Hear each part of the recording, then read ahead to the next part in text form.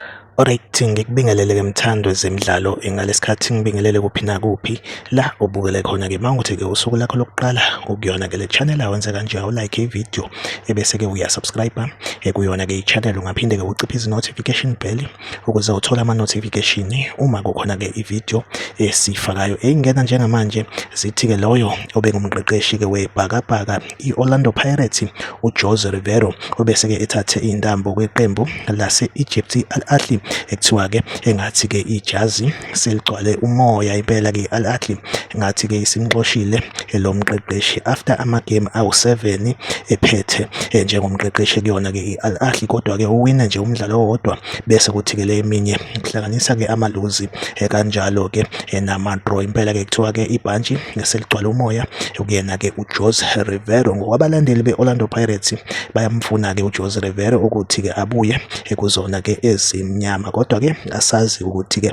after ukusuka kwi-Al-Ahly ngabe ubheke kuphi. Like ivideo, usubscribe kwi-channel uphinde ucommente kwi-comment section ungitshele ukuthi wena uzizwa kanjani ngale ndaba, ngabe uyamfuna yini uJose Riveros abuyele kuzona-ke ezimnyama since laphaya u-Abdeslam Odo esenza kahle kakhulu kwi-Orlando Pirates. Nakho-ke namhlanje iwinile kuwona-ke umdlalo ebibhekene neChippa United. Asihlangabezane kwivideo elandelayo, nisale kahle.